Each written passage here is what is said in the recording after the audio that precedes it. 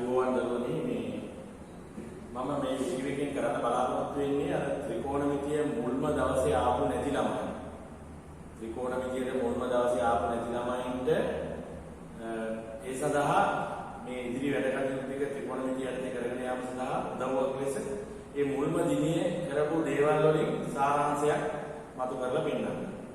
හරි. ඒතර මේක බලලා මේක අවබෝධ කරගත්තාම ඔය සර්ව සාමයන් ඉඳලා අපි කරගෙන යන මේ වැඩ පිළිවෙල සාර්ථකව කරගෙන යන්න පුළුවන්කම තියෙනවා. ඒ නිසා කිසි ගැටලුවක් නැහැ මේක හොඳට තේරුම් ගන්න.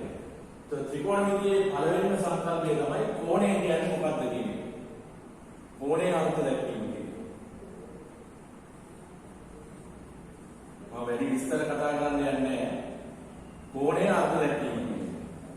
හරි. පළවෙනිම දේ තමයි මේ කෝණයේ අර්ථ දැක්වීම කියන එක. එතකොට කොහොමද කෝණයේ අර්ථ දක්වන්නේ? කෝණයේ අර්ථ දක්වන්නේ යම්කිසි ලක්ෂයකට අසව් කරලා තියෙන දණ්ඩ අසව් කරලා තියෙනවා කියන්නේ දැන් කැරකෙන්න පුළුවන් විදියට යම්කිසි තැනකට හයි කරලා තියෙන දණ්ඩක භ්‍රමණයක් විදියට තමයි කෝණයේ අර්ථ දක්වන්නේ. දැන් උදාහරණයකට මේ කියන දණ්ඩ වේ දණ්ඩ. ඒතකොට මේ දණ්ඩ අපි මේ බෝඩ් එකේ මේ කෙරවලට අසව් කරලා දෙනවා. කියන්නේ මේක මේ තැන වටේට මේක කැරකෙන්න පුළුවන්. අසව් කරනවා කියන්නේ ඒක. හරි. එතකොට කිසියම් ලක්ෂයකට අසව් කරලා තියෙන දණ්ඩ අපි ඒකට කියනවා භ්‍රමණ දණ්ඩ කියලා. ඒ භ්‍රමණ දණ්ඩ කිසියම් ආරම්භක පිහිටීමක ඉඳලා වාමාවර්තව දක්ෂිනාවර්තව කැරකීම නිසා භ්‍රමණය වීම නිසා ඇතිවන ඒ භ්‍රමණයේ ඵලය තමයි කෝණයක් කියලා කියන්නේ. එතකොට අපි හිතමු මේක තමයි මේ භ්‍රමණ දණ්ඩ කියලා. ඒ භ්‍රමණ දණ්ඩ සම්බන්ධ කරලා තියෙනවා මේ බෝඩ් එකේ තරයේ කිසියම් ලක්ෂයකට කැරකෙන්න පුළුවන් විදිහට. මෙතනදී ආරම්භක පිහිටීමක් මේ අර්ථ දක්වනවා. ඒ කියන්නේ සෑම භ්‍රමණයක්ම පටන් ගන්න තැන. පටන් ගන්න ලෙවල් එක. ඒකට අපි කියනවා ආරම්භක පිහිටීම කියලා. දැන් මේ ආරම්භක පිහිටීම ඉඳලා උන්න කැරකෙන එක දැන. හරි. එතකොට මේ හට ගන්නවා එක කෝණයක්.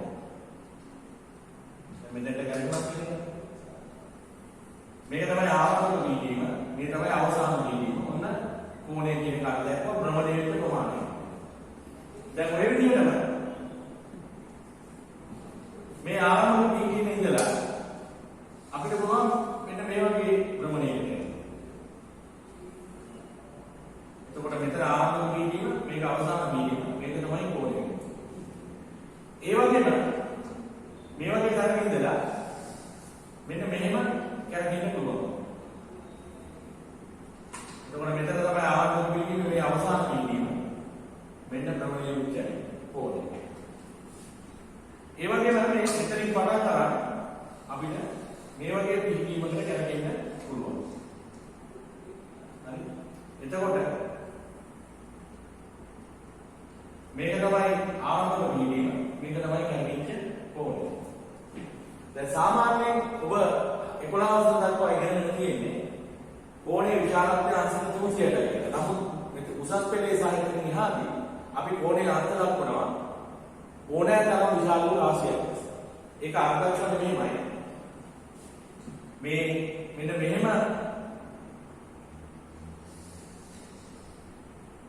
කැරකිලා සම්පූර්ණ භ්‍රමණයක් ආවම තමයි අංශක 300. හැබැයි පූර්ණ භ්‍රමණ තව ඒ භ්‍රමණය නවත්තන්න තවත් කියොත් එහෙම ඔන්න 300කට වැඩි කෝණ ජනිත වෙනවා. 300කට වැඩි කෝණ ජනිත වෙනවා. ඔන්න දැන් 720ක් වුණා. පූර්ණ භ්‍රමණ දෙකක් කියලා. හරි. දැන් ඉතිරිනුන නවතිනකොට තවත් මේක භ්‍රමණය කරොත් එහෙම 720කට එහා පැත්තේ දැන් කෝණ ඇති වෙන්න පටන් ගන්නවා. 720කට එහා පැත්තේ කෝණ ඇති වෙන්න පටන් ගන්නවා. ඔන්න දැන් මේ කෝණ හටගන්නවා. එතකොට මේ උසස් පෙළේදී සහ ඉතින් ඉස්සරහදී කෝණයේ කියන රාශිය අර්ථ දක්වන්නේ ඕනෑ තරම් විශාල වූ රාශියක් ලෙස.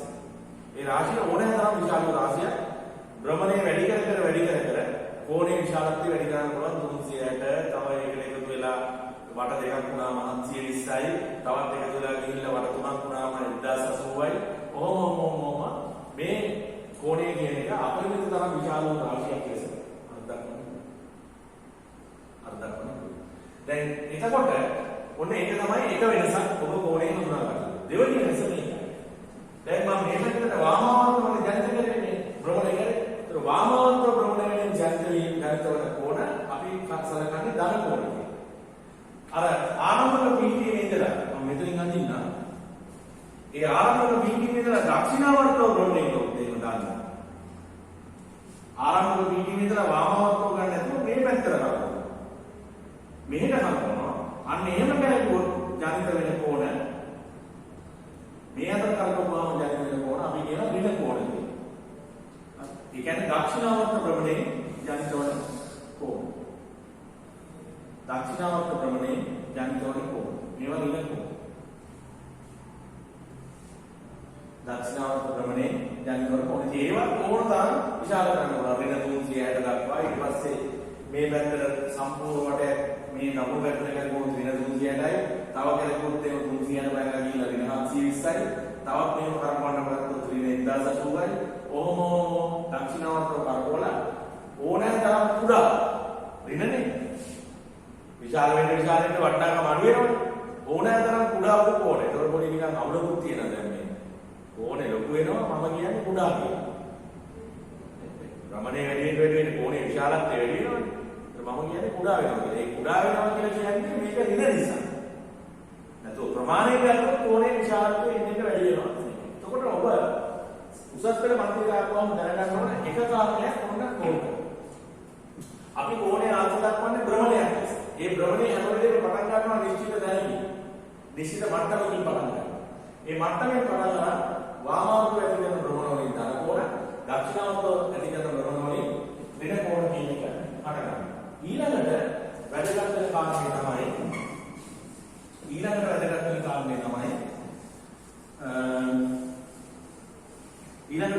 කාරණේ තමයි මේ කෝණ මැනීම කියන්නේ. කෝණේ මැනීම කියන්නේ. හරිද? කෝණේ මැනීම තමයි ඊළඟට වැදගත් වෙන කාරණා. ඒතකොට කෝණේ මැනීම කොහොමද? ඉස්සරහම අංශක මිනුම ගත්තොත් අංශක මිනුම කියන එක ගත්තොත් මේ අංශක මිනුම කියන එක අර්ථ දක්වන්නේ පූර්ණ භ්‍රමණයක් සමාන කොටස් 360කට සමාන කෝණ 360කට බෙදුවම ලැබෙන කෝණය තමයි අංශකය කියලා කියන්නේ. පූර්ණ භ්‍රමණයක් සමාන කොටස් 360කට බෙදුවම පූර්ණ භ්‍රමණයක් සමාන කොටස් 360කට බෙදුවම මේකනේ පූර්ණ භ්‍රමණය කියන්නේ. මේක බෙදෙනවා සමාන කොටස් 360කට. මේ බෙදුවම මෙන්න මේ එක කෝණයකට අපි කියනවා අංශක 1යි කියලා. හරි? එතකොට පූර්ණ භ්‍රමණයකින් 360න් එකක්. පූර්ණ භ්‍රමණයකින් 360න් එකක් තමයි අපි අංශක 1යි කියලා අර්ථ කරනවා. ඊට පස්සේ මේ මිනිසුන්ගේ විවිධ අවශ්‍යතා විශේෂයෙන් නක්ෂාස්ත්‍රය වගේ දේවල් වලදී මේ අංශකයේ කියන විදිහම මත උනා. ඊට වඩා කුඩා කෝණ වුණා. එතකොට අංශකයකින් 61 එකක්. අංශකයේ 60ට බෙදලා අංශකයකින් 61 එකක් විකලා 1යි කියලා කලා 1යි කියලා අර්ථ දැක්කා. අංශකයකින් 61. කලා 1යි කියලා අර්ථ දැක්කා. ඊට පස්සේ මේ කලාව කියන ඒකකයක් මදි වෙලා ඒකත් මදි වෙලා කලාවකින් 61 එකක් විකලා 1යි කියලා අර්ථ දැක්කා. ඉතින් මොන ඔය තමයි අංශක මිනුම සම්බන්ධයෙන් කියන තත්ත්වය.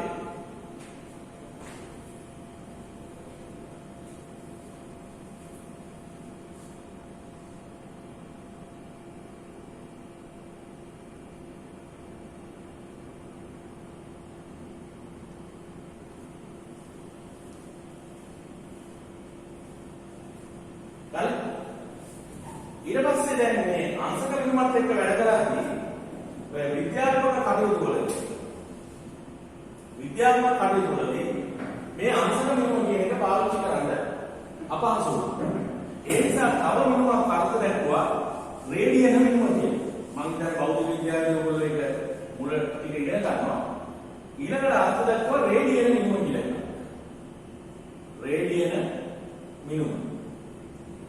රේඩියන මිනුම කියලා එකක් අර්ථ දැක්වුවා. රේඩියන් නියම කියන්නේ. તો රේඩියන් එක කියන ආංශකය වගේ පොඩි එකක් නෙමෙයි. ඒක ඊට වඩා විශාල එකක්. රේඩියන් එක කොහොමද අර්ථ දැක්කේ?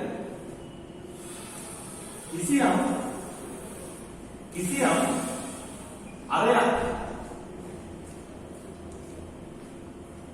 අරයක් සහිත වෘත්තයක් ගත්තොත් අපි හිතමු අරය සෙන්ටිමීටර් 10ක් වෙච්ච වෘත්තයක් කියලා. අරය සෙන්ටිමීටර් 10ක් වෙච්ච වෘත්තයක් අපි ගත්තා කියලා. මේ අරය සෙන්ටිමීටර් 10ක් වෙච්ච වෘත්තේ අපි එක්තරා චාපීය දිගක් සලකනවා හරියටම සෙන්ටිමීටර් 10ක් කියලා. सेंटीमीटर 10 के चापीय दिगක් අපි සලකනවා. सेंटीमीटर 10 के चापीय दिගක්. මේ අරයට සමාන चापීය දිගක් සලකනවා. අන්නේ चापයේ දෙකවල කේන්ද්‍රයට ආබාධනය කරන කෝණය ගන්න. මෙන්න මේ කෝණය.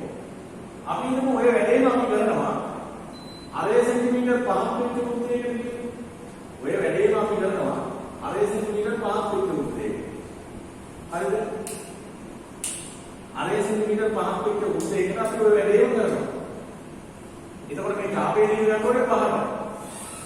හරිද? මෙතන මේ 10ට ගත්තා වගේ चापයේ දිග ගන්නකොට 5ක්. එහෙම ගත්තාම මේ දකින්න දෙන නිරීක්ෂණය තමයි මේ කෝණ සමාන. මේක මේ අරය වෙනස් වුණා කියලා කෝණය වෙනස් වෙන්නේ නැහැ. වඩා සාධාරණව කියනවා නම් ඕනෑම අරයක් සහිත වෘත්තයක අපි හිතමු අරය ආරු වෘත්තයක කියලා. අන්නේ අරයට සමාන चापීය දිගක්. ඒ අරයේ දිගට සමානව चापීය දිගක්. මේක ආර වෙනකොට ඒ चापීය දිග. ඒකේ දෙකවර කේන්ද්‍රය ආබාධනය කරන කෝණය ගත්තාම මොන වෘත්තේ සලකා බලුවත් එකම අගයක් තියෙනවා. මෙන්න මේකට තමයි අපි මේ රේඩියන් එකයි කියලා. සාමාන්‍ය රේඩියන් එක අංශක 57යි ගානක් වගේ අගයක් ගන්නවා. તો රේඩියන් කියන නියම අර්ථ දැක්කේ එහෙමයි. දැන් එහෙනම් අපට ප්‍රශ්නයක් මතුවෙනවා. මම ඔයාලට නෝට් එකක් දෙන්නේ නැහැ. මේ කොටස මම මේ කරන්නේ ත්‍රිකෝණමිතිය මගේ මුල් දවසේ ආපහු නැතිලාමයි. අර ඒකේ බේසික් එක ඔලුවට යවන්න. එතකොට ඔය මම කරන පාඩම් ටික හැම එකම අල්ලගන්න පුළුවන් එක්තරා තැනකින් විතරයි ආය පොඩි කොටසක් ඕන වෙන්නේ. ඒක මම හැමදාම දාන්නම් වීඩියෝ එකක් කරලා. හරි? දැන් මෙතන රේඩියන් එකයි. දැන් ප්‍රශ්නේ තියෙන්නේ මේ පූර්ණ භ්‍රමණයකට රේඩියන් කීයක් තියෙනවද කියලා. ඒ කියන්නේ මේ වගේ කෝණ කීයක් මේ වටේට මේ හදාගන්න පුළුවන්ද කියලා. මේ වගේ කෝණ කීයක් මේ වටේට හදාගන්න පුළුවන්ද කියන එක තමයි ඊළඟට අපි සලකා බැලුවේ තුමා. මේ වගේ කෝණ කීයක් මේ වටේට හදාගන්න පුළුවන්ද කියන. මේ වගේ කියන්නේ. එහෙනම් මේ අරයට සමාන චාප කොටස් කීයක් හදන්න පුළුවන්ද කියලා කරුවනම් හරියන්නේ නේද? මේ වගේ ආර්ථික කෑලි කීයක් මේ කපන්න පුළුවන්ද කියන්නේ. නේ? ඒක අපි කොහොමද හොයන්නේ? ඒක හොයන්න මේ වටේ සම්පූර්ණ දිග r වලින් බෙදන්න. වටේ සම්පූර්ණ දිග කියන්නේ 2πr. එහෙනම් මේක r වලින් බෙදුවම මට උත්තරය එනවා 2π. එහෙනම් පූර්ණ භ්‍රමණ එකක්. පූර්ණ භ්‍රමණ එකක් සමානයි රේඩියන් වලින් නම් 2π. රේඩියන් වලින් 2π. පූර්ණ භ්‍රමණ එකක් සමානයි රේඩියන් 2π. ඇත්තටම තමයි මේ π කියන්නේ 3.14 කියලා කියන්නේ. මේක 3.14 කියලා වගේ අදියක්. එතකොට දෙවරක් වෙන 2යි 8යි 2යි ඔන්න ඔච්චර ගානක් තමයි රේඩියන්. පූර්ණ භ්‍රමණ එකක් කියන්නේ රේඩියන් වලින් 6.2යි 8යි 2යි වගේ අගයක්. තේරෙනවද? පූර්ණ භ්‍රමණ එකක් කියන්නේ රේඩියන් වලින් 6.2යි 8යි 2 වගේ අගයක්. තාමේ පැහැදිලිද? පූර්ණ භ්‍රමණ එකක් කියන්නේ රේඩියන් වලින් 6.2යි 8යි 2යි වගේ අගයක්. තාම පැහැදිලිද? එතකොට මේක තමයි අගය. හැබැයි අපිට මොන පූර්ණ භ්‍රමණ එකක් කියන්නේ නමුත් අපි මේ අගය ගන්න නැහැ. අපි මෙන්න මේ 2π කියන තමයි යූස් කරන්නේ. π අකුරත් එක්ක තමයි රේඩියන් කෝණ ලියන්නේ. එහෙම නැත්නම් මේ හැම වෙලේම රේඩියන් කෝණයක් ලියද්දී π අකුර පාවිච්චි කරන්න ඕනේ නැහැ. ඒ කිව්වේ රේඩියන් 0.2යි. රේඩියන් 1.3යි. රේඩියන් 7.5යි. රේඩියන් 2කින් 1යි. රේඩියන් 3.5යි කියන්න පුළුවන්. නමුත් මේ රේඩියන් කෝණ කියන්නේ අපි මේ π අකුර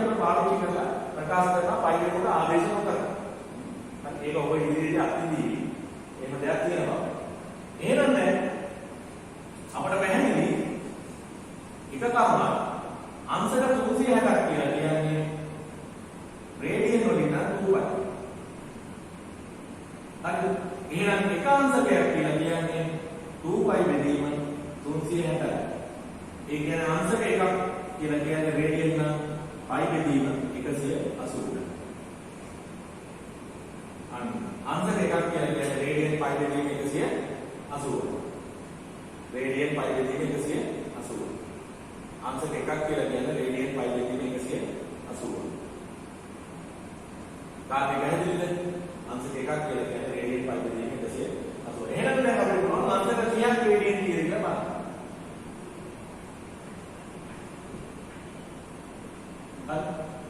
පයි බෙදීම 180. ඒ තුන කරන්න තියෙන්නේ. ඒ කියන්නේ පයි බෙදීම ආන්සර් 30ක් රේඩියන් පයි බෙදීම නැහැ. එතකොට දැන් අපිට මොන ආන්සර් 150 කියන්නේ රේඩියන් කියලා බලන්න. පයි බෙදීම 180 ගුණ කරනවා අපි 109. එතකොට අපි එනවා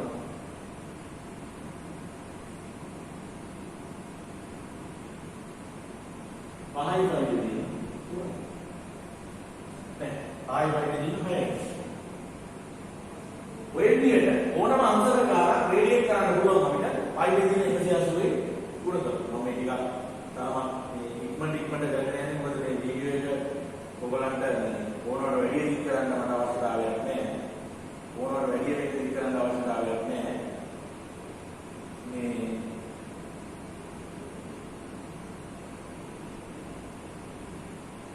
හරි. කාර්යය පැහැදිලි. කාර්යය පැහැදිලි. ඒ යුවකාරය. ඔව්. දැන් ඊළඟට මේකේ අනිත් පැත්ත. මොකක්ද අනිත් පැත්ත? තව විදිහකට අපි කියන්න පුළුවන් රේඩියන් 25 සමානයි අංශක 360යි. එහෙනම් එක රේඩියන් එකක් 360 බෙදීම 2යි. 180 බෙදීම 5යි. රේඩියන් එකක් කියලා කියන්නේ 180 බෙදීම අංශක 3. මේ ප්‍රතිපල දෙක තමයි අපි මේ ආලෝචනය කරන්නේ. ඒක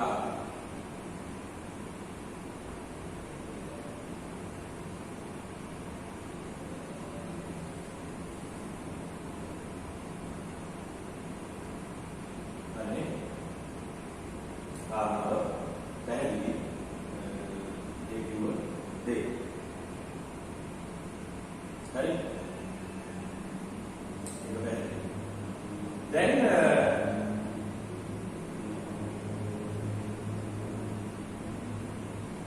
අපිට ඕන පුළුවන් රේඩියන් ආන්සර් කොට හදන්න.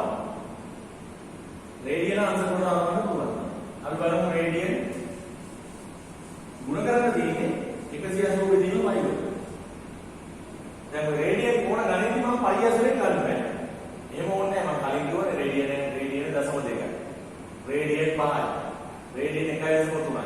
ගන්න පුළුවන්. නමුත් අර අහසුවට අපි පයි ඇසුරෙන් ගන්න. අපි හිතමු රේඩියන් පයි බෙදීම 12. මේක ආන්සර් කීයද කියලා බලන්න. පයි බෙදීම 12 මොකද කරනවා අපි? 180 යනවා ඉන්නේ. ඉතින් පයිට පයි ගන්නවා. හැපිලා 12 එකයි 15. ආන්සර් 15. රේඩියන් පයි බෙදීම 12 කියලා කියන්නේ ආන්සර් 15. හරි. අපි තව එකක් ගමු. 2යි පයි බෙදීම 3. රේඩියන් 2යි පයි බෙදීම 3 කියලා කියන්නේ එහෙනම් 2යි පයි බෙදීම 3 අපි ගුණ කරනවා පයි බෙදීම 180. sorry 180 බෙදීම පයි. එහෙනම් ගුණ කරපුවාම මෙතන පයිට පයි ගැටෙනවා. ආන්සර් 120යි කියලා අපිට. ඒතර ඒ විදිහට ආන්සර් රේඩියන් කරන්න පුළුවන්. රේඩියන් ආන්සර් කරන්න පුළුවන්. ආන්සර් රේඩියන් කරන්න අපි පාවිච්චි කරන්නේ පයි බෙදීම 180. රේඩියන් ආන්සර් කරන්න අපි ගුණ කරන්නේ 180 බෙදීම පයි. ඒතර මේ විදිහට මේ දෙක මාරු කරන්න පුළුවන්කම ලැබෙනවා. හරි. ඒතර ඔක තමයි රේඩියන් සහ අන්තරගත සම්බන්ධය අංශ සහ රේඩියන් අතර සම්බන්ධය කියලා කියන්නේ. හරි.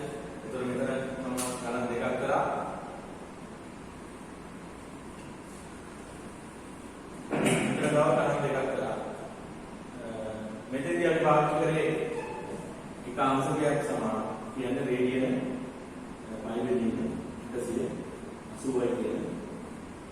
සම්බන්ධ.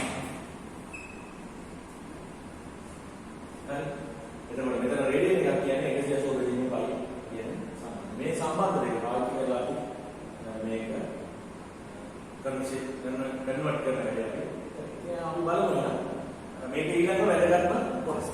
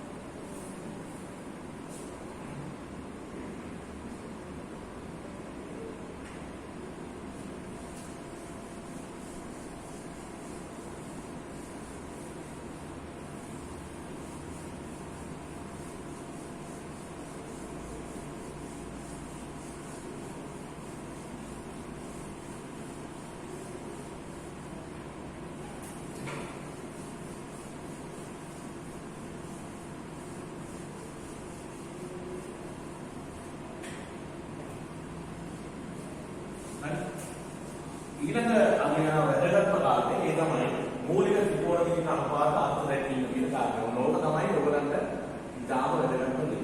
මූලික ත්‍රිකෝණමිතික අනුපාත අර්ථ දැක්වීම.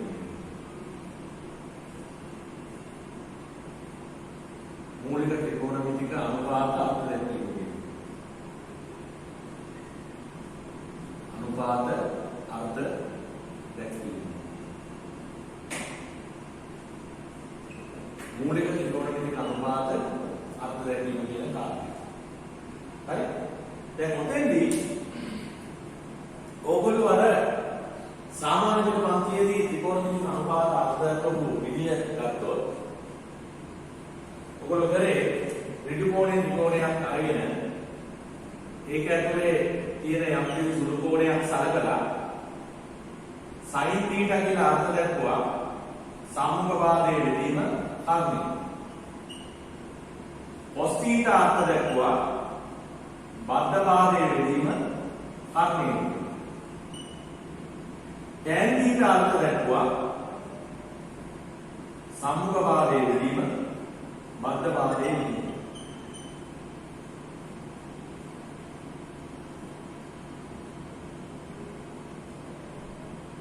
හරි. ඔය විදිහට අර්ථ දක්වනවා.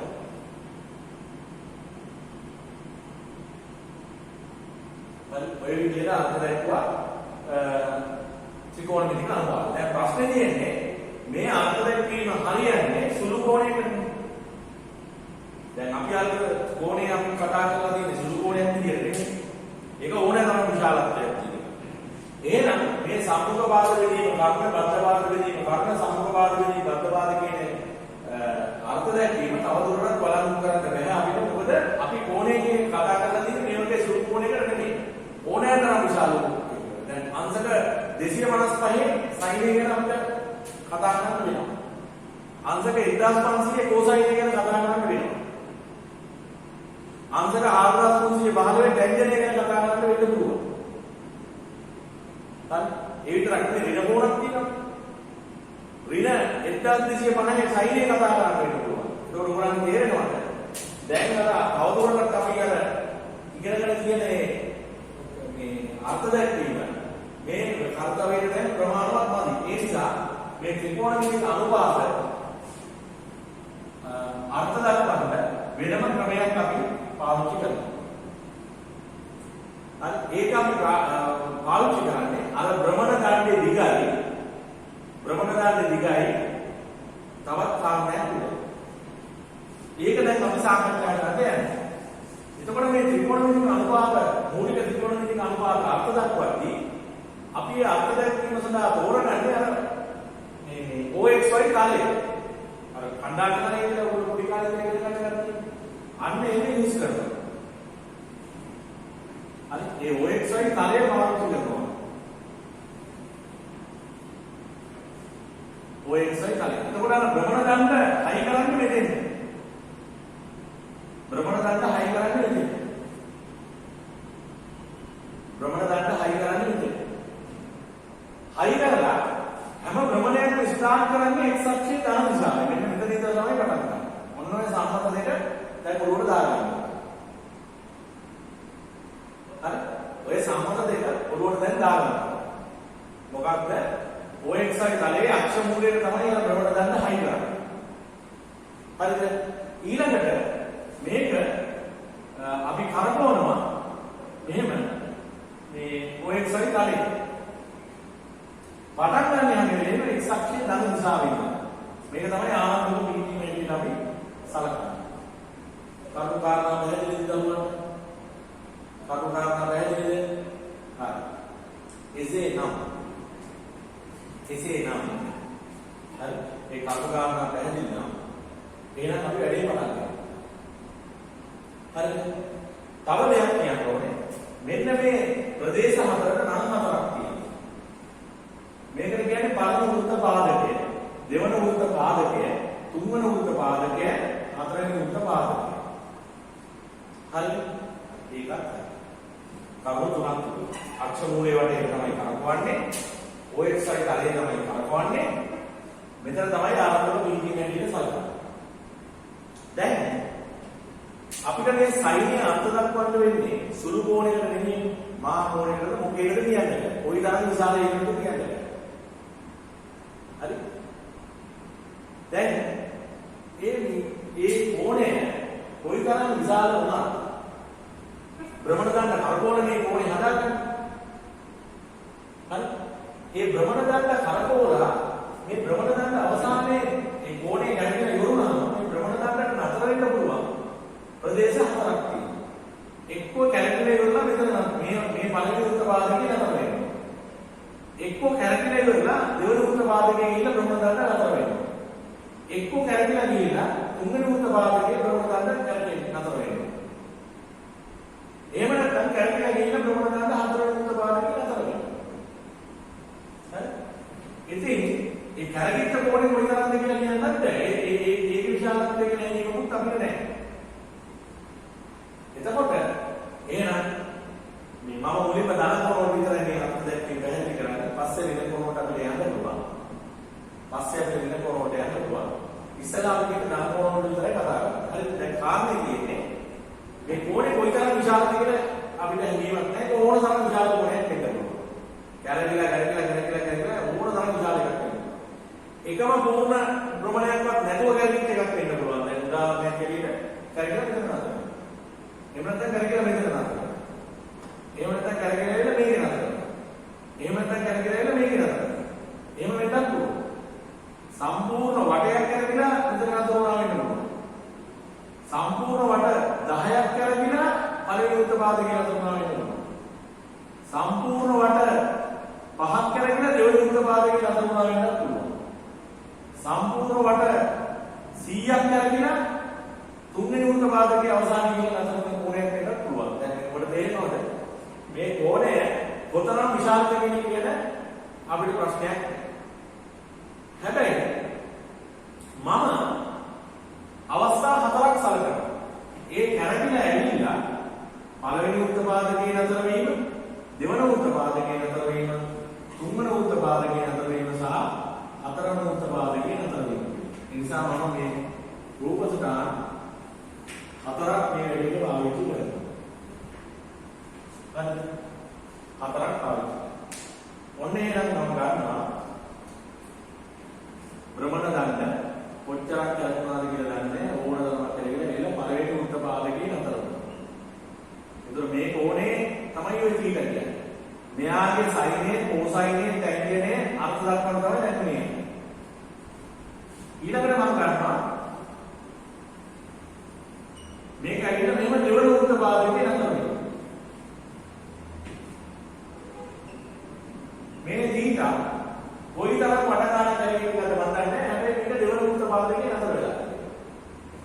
හරි? භ්‍රමණ දණ්ඩ ගැලවිලා තුන්වන වෘත්ත පාදකේ නතර වෙලා. P මෙතන ඕක. භ්‍රමණ දණ්ඩ ගැලවිලා හතරවෙනි වෘත්ත පාදකේ නතර වෙලා. ඊට ඔන්න ඔය θ කෝණයේ සයිනේ කොසයිනේ ටැන්ජන්ටේ අර්ථ දක්වන්න තමයි මම කියන්නේ. හරි. මේක ටිකක් ෂෝට් මෙතඩ් එකකින් මම යන්නේ සාමාන්‍යයෙන් පන්තියේ වර්ණන කරේ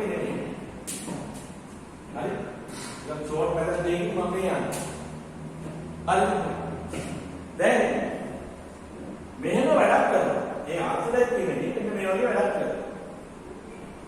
මේ දන්නේ එවනැල්ල ගන්නවා අපි x අක්ෂයටයි y අක්ෂයටයි. එවනැල්ල. මේ දන්නේ එවනැල්ල ගන්නවා x අක්ෂයටයි y අක්ෂයටයි. එවනැල්ල ගන්න ටෝච් එකක් ගන්නවා. එළියක් යවන්නේ.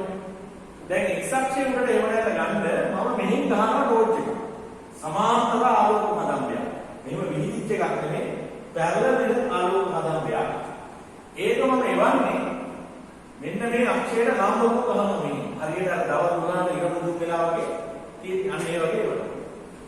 මෙහෙම එවුවම ඔබට පේනවා මෙන්න මේ කෙරවලින් ආලෝක කිරණ ඇවිල්ලා මෙහෙම පතිත වෙලා මෙන්න මේ හිම දැල්ල වැටෙනවා. මම මේක අගේ එන් කියලා ගන්නවා. හැම වෙලේම එන් කියලා ගන්න x අක්ෂයේ කෙරවල. ඒ වගේම මම ඔය දන්නේ y අක්ෂයේ උඩට ප්‍රක්ෂේපණයක් ගන්නවා. ප්‍රලම්බ ප්‍රක්ෂේපණය කියලා කියන්නේ කියලා. එතකොට මම ටෝච් එක ගන්න ඕනේ y අක්ෂයට ලම්බව. මෙහෙම යන ආලෝක කදම්බය වල හරියන්නේ නැහැ. පැරලල් වෙන ආලෝක කදම්බයක් එවන්න. ආපහු මෙන්න මේ කෙරවලේ ඉන්න ආලෝක කිල්ලේ වෙදෙන වෙලා මෙන්න මේ නිවනල්ල වැඩෙනවා. මම එන මේ වගේ තීරණ අඳුරන්නේ. x අක්ෂයේ මත ප්‍රක්ෂේපණය අදී කෙරවලේ y අක්ෂයේ මත ප්‍රක්ෂේපණය කෙරවලේ x අක්ෂයේ මත ප්‍රක්ෂේපණය කෙරවලේ මේ x අක්ෂයේ මත ප්‍රක්ෂේපණය y අක්ෂයේ මත ප්‍රක්ෂේපණය කෙරවලේ හරි මේකේ තියෙනවා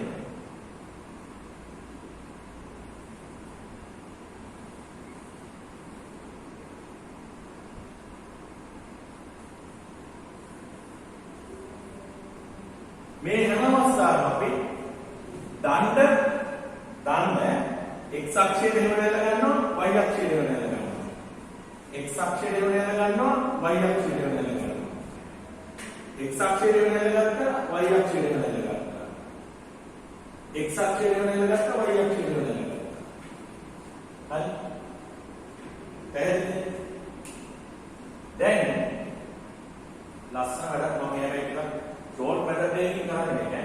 මම වෙනදා මේ පන්තිය සාමාන්‍යයෙන් කරන්නේ මේක එකින් කරන් සෑහෙන වෙලාවක් කරන්නේ ඒකට ඉතින් ඔයගොල්ලන්ට දිග වීඩියෝ එකක් කරන්න මේක. මට ඕනේ මේක ඉක්මනින් ඔයගොල්ලන්ට සකස් කරලා දෙන්න. හොඳයි මේක ඇඳ ගන්න ඔයගොල්ලන්. මේක ඇඳ ගන්න. ඔය හරි නිකන් පොළ කෑල්ලක වගේ දාගන්න නෝට් එකක් ඕනේ. පස්සේ මම නෝට් එක එවන්නම් WhatsApp කරා මගේ ඉල්ලීමක් කරා. කාට දෙවන්න ඕනේ කියලා. ඒකට මම මේක දාන්න ළමෙක් එකක්. ඒකට ඒක බලාගත්තා. දැනට මේක මේ ඕනනම් පොඩි කොළ කෑල්ල ලියන්න.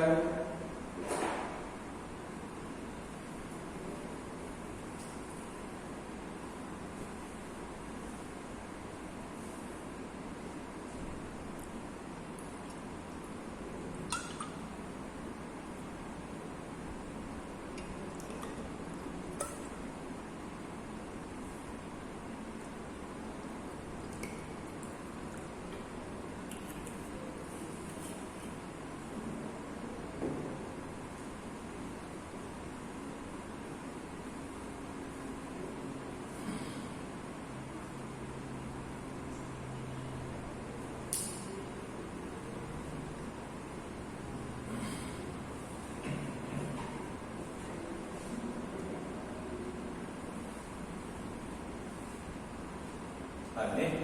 හොඳයි එහෙනම් බලන්න ඉස්සලා. සයිනේ අර්ථ දක්වන්නේ මෙහෙමයි. sin θ කියන එක්කෙන අර්ථ දක්වන්නේ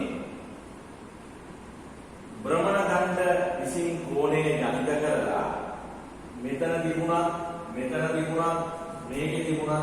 දැන් මෙතන එක දෙයක් තියෙනවා. මේ මම අරන් තියෙන ප්‍රදේශ හතර විතරයි.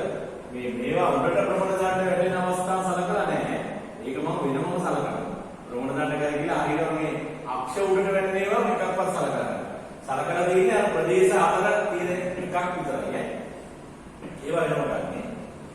sin θ කියලා කියන්නේ අර සම්මුඛ වාදයේ විදිහට වර්ග වාද කතාවක් කියන්න බෑ. ඔයගොල්ලෝ තේරෙනවද කියන්නේ බෑ කියන්නේ. මේක කියන්න බෑ නේද? ඕනේ එන ලොකු එකක් වෙන්න පුළුවන්. හරි. sin θ කියලා කියන්නේ භ්‍රමණ දණ්ඩ කෝණේ ජනිත කරලා ඊට කියන කෝණේ ජනිත කරලා භ්‍රමණ දණ්ඩ කොහෙද දැන් නවතිලා නෙමෙයි. ඔයන්නේ නවතිලා තියෙන්නේ. එක්ක පළවෙනි උත්තරවාදයේ එක්ක දෙකේ එක්ක තුනේ එක්ක හතේ. ඔයන්නේ නවතිලා තියෙන තැනේ y අක්ෂයට ගන්නවා ප්‍රක්ෂේපණය.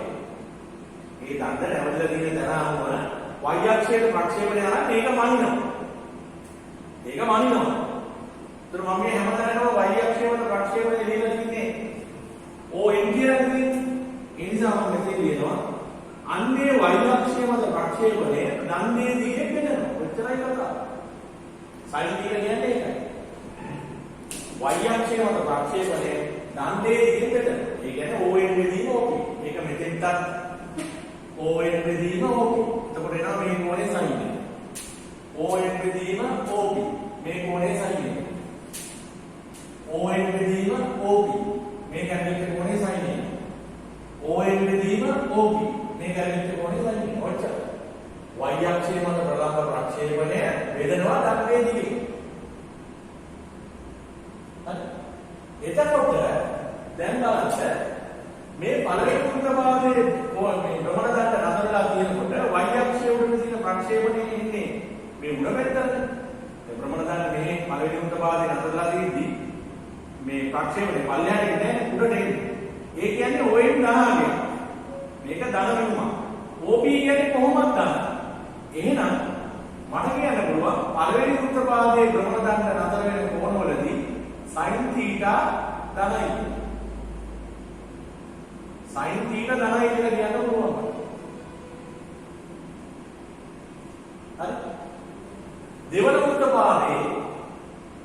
උත්තරපාදයේ ඒක මම මේ මේවලදී වෙනම දැනෙන්න දාන්න.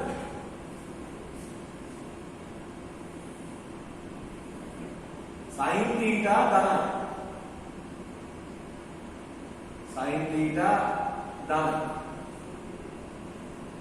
හරි. දැන් දෙවන උත්තරපාදයේ භ්‍රමණ දණ්ඩ නතර වෙලා තියෙන අවස්ථාවද? එතකොට අර ON කියන්නේ ධනාගය, OP කියන්නේ කොහොමද ධනාගය? එතකොට දෙවන උත්තරපාදයේ sin θ ධන.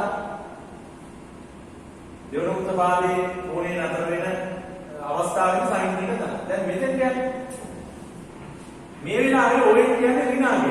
y අක්ෂය යටපැත්තට ඍණාගය. දණ්ඩේ දිග කොහොමද ධනයි?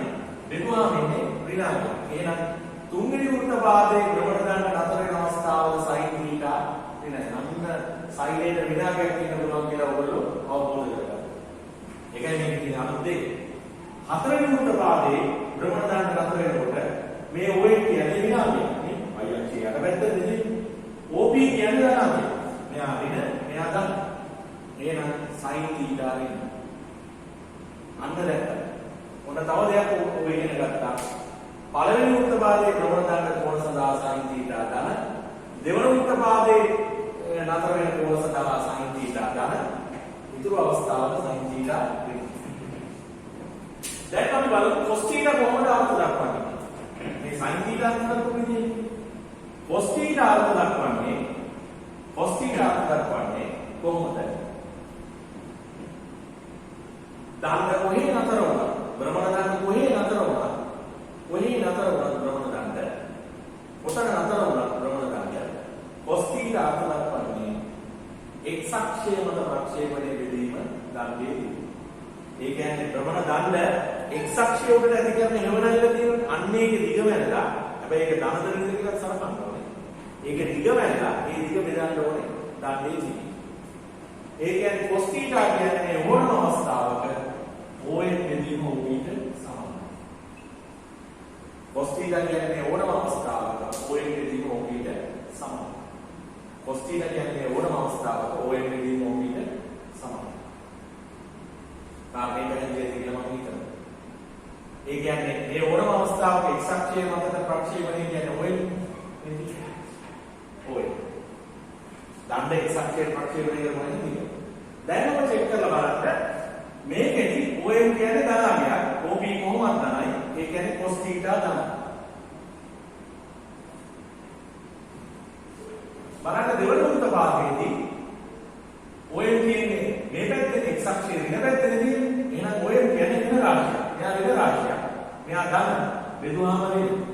එහෙනම් දෙවන උත්තරපාදයේ භ්‍රමණ දණ්ඩ එන කෝණවලදී cos θ ඍණ. හරි ඊළඟට බලන්න මේකෙදි ඔය මොලගේ විභාගයක් තියෙන x අක්ෂරයේ පැත්ත කියන්නේ විභාගය OP කියන්නේ ධනයි. එතකොට ආයෙත් එහෙනම් තුන්වෙනි වෘත්තපාදයේ භ්‍රමණ දණ්ඩේ අවස්ථාවල cos θ වෙන්නේ.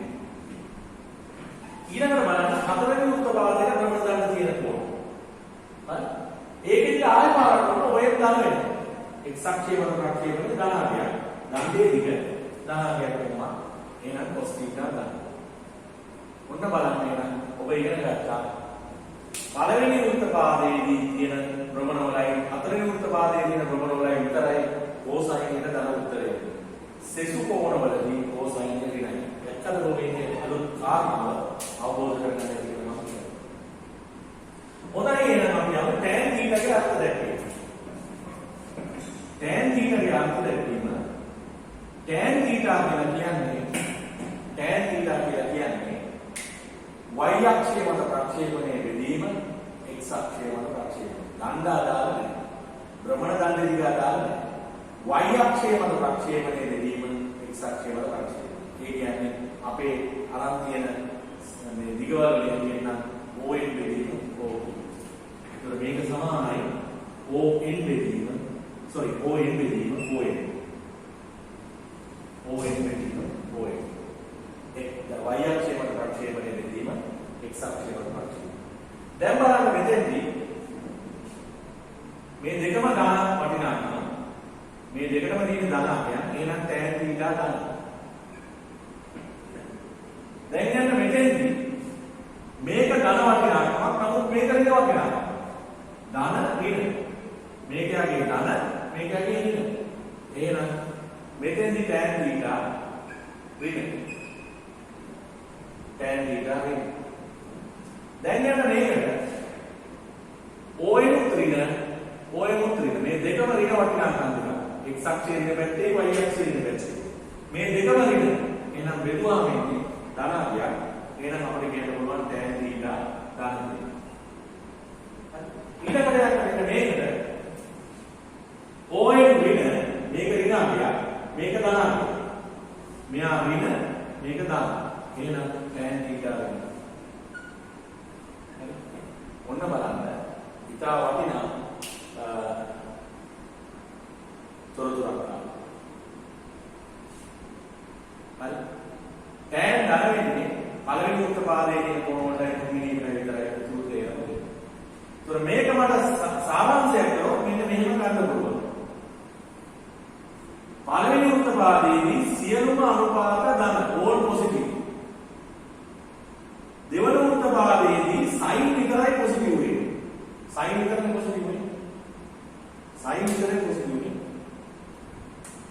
දෙවන වෘත්තපාදයේදී sin විතරයි positive. sin විතරයි positive. තුන්වෙනි වෘත්තපාදයේදී tan විතරයි positive. all sin tan positive. මේ positive වල විතරයි කියන්නේ. ඒතර ඒක නෙගටිව් කියලා කොහොමද මේ ඉම්ප්ලයි වෙනවද? හතරවෙනි වෘත්තපාදයේ cos විතරයි positive. මේකදී ඔක්කොම positive. එහෙනම් අපි මතක තියාගන්න මේ ලකුණු වල ඒ ත්‍රිකෝණික අනුපාත වල ලකුණේ ස්වභාවය මෙන්න මේකේ මතක තියාගන්න all sin tan cos k. all sin tan cos. all කියන්නේ මේ සියලුම අනුපාත ධනයි මේකේදී. මේකේදී sin විතරයි ධන, මේකේදී tan විතරයි ධන, මේකේදී cos විතරයි ධන. ඒකයි තියෙන්නේ. හරි. ඊළඟට මොන දැන් sin cos tan අර්ථ දැක්වුවා. එයාගේ ලකුණ ධන වෙන වෙන කියන අපි කතා කරා. ඊළඟට අපිට තියෙනවා ඔයගොල්ලෝ සාමාන්‍ය විදිහට කොහෙත් මේ ඉගෙන ගත්තේ නැති එකක්. ඒ තමයි පරස්පර ත්‍රිකෝණමිතික අනුපාත අර්ථ දැක්වීම කියන්නේ. පරස්පර ත්‍රිකෝණමිතික අනුපාත අර්ථ දැක්වීම කියන කාරණා. පරස්පර ත්‍රිකෝණමිතික අනුපාත අර්ථ දැක්වීම කියන කාරණා. හරි. එතකොට ඒක අපි උසස් පෙළේදී අලුතෙන් අර්ථ දක්වන දෙයක් පරස්පර. ඒකෙදි අපි අර්ථ දක්වන්නේ මෙහෙමයි. cosec θ කියන එකක් අර්ථ දක්වනවා. sin θ උඩයට මාරු කරලා ඉන්නේ. ඒ කියන්නේ OP බෙදීම y අක්ෂය මත ප්‍රක්ෂේපණය. දණ්ඩේ දිග බෙදීම y අක්ෂය මත ප්‍රක්ෂේපණය. එකක් cosec theta. උඩයට මාරු කරලා sin උඩයට මාරු කරලා. එහෙනම් මේකට මට ලියන්න පුළුවන් 1ට sin theta කියලා. කිසි ගැටලුවක් නැහැ. ඒ කියන්නේ එහෙනම් ඔය cosec theta කියලා අලුතෙන් කිව්වට ඒ කියපු එකේනා sin theta වල පරස්පරයි. හැබැයි දැන් sin theta මම මෙතෙන්ට දාලා cosec theta මෙතෙන්ට දැම්මම sin theta සමානයි 1ට cosec theta කියලා ලියුම් එකකින් ඔප් වෙනවා. sin theta සමානයි 1ට cosec theta කියලා ලියුම් ඔප් වෙනවා. එතකොට ඒ කියන්නේ මේ දෙන්න එකාගේ පරස්පර. sin theta cosec theta වල පරස්පරයි cosec theta sin theta වල පරස්පරයි.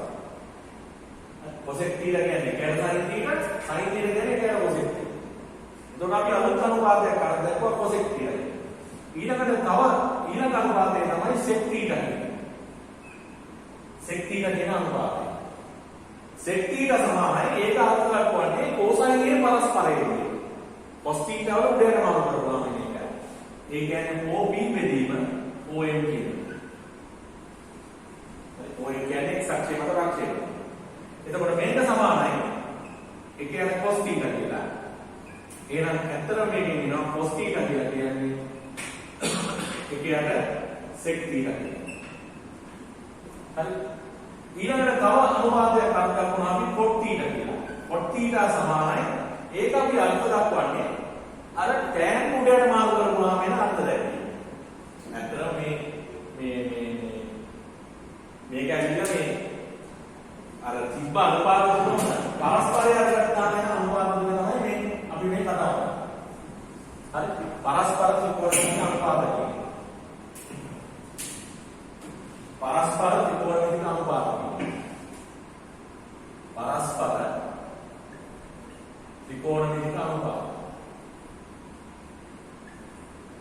පරස්පර ත්‍රිකෝණමිතික අනුපාත.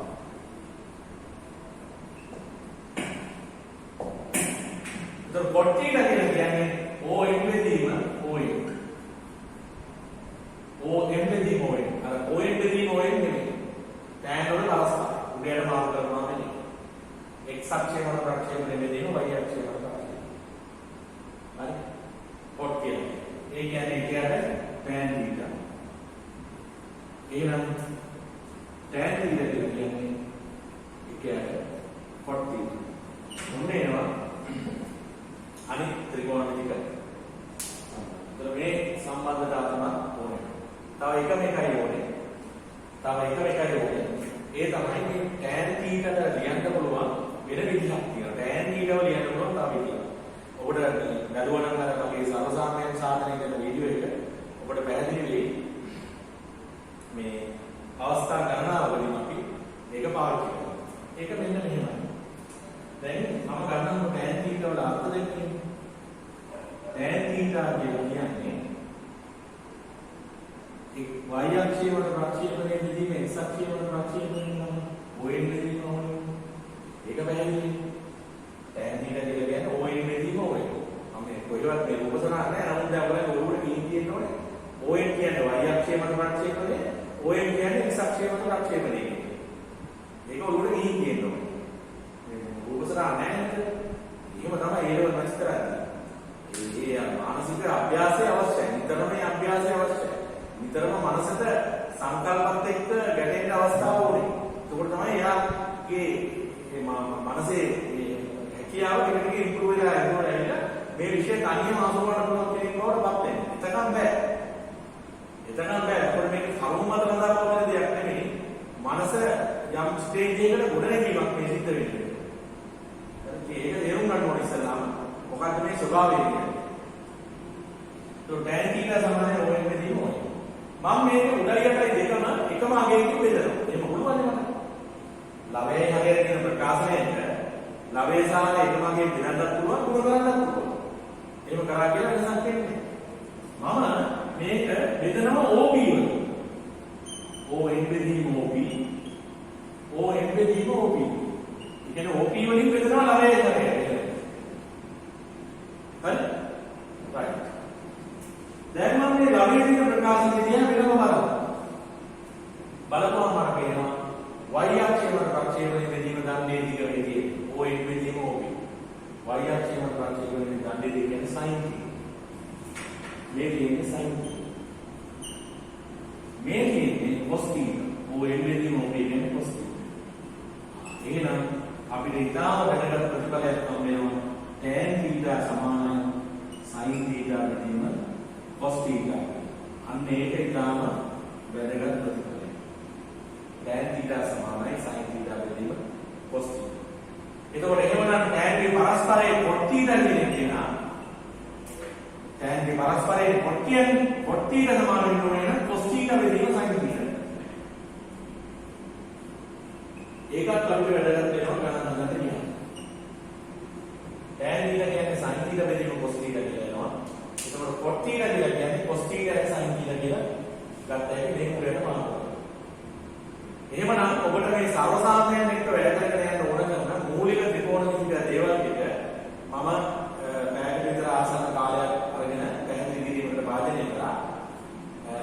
එහෙනම් දැන් ඔබට මේක බලව කරාට කිසිම ගැටලුවක් නැහැ. අර ගිය සතියේ දාපු ත්‍රිකෝණමිතිය සමසාම්‍යන් සාධනය කරන වීඩියෝ එකේ ඉඳලා ඉස්සරහට යන්න පුළුවන්. දැන් මේකේ තියෙන දේවල් තේරුම් ගත්තා. මේකට ඇවිල්ලා මේක හොඳට විස්තර කරලා මේක හොඳට ඔළුවට අරගෙන අර සමසාම්‍යන් සාධනයට පටන් ගත්තේ වීඩියෝ මාලාව follow කරන්න කියලා.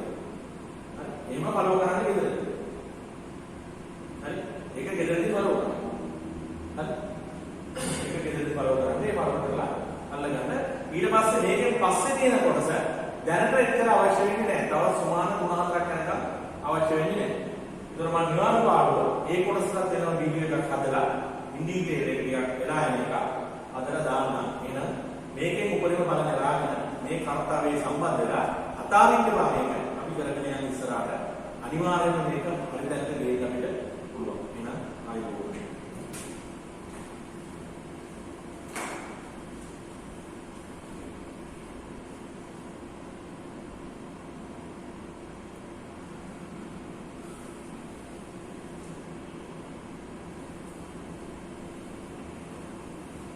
මෙතන පොඩි හේතන ගතියක් තියෙනවා. ඒ නිසා මම මේ පොඩක් උඩින් ලියන්නම්. cot theta සමානයි cos theta බෙදීම sin theta.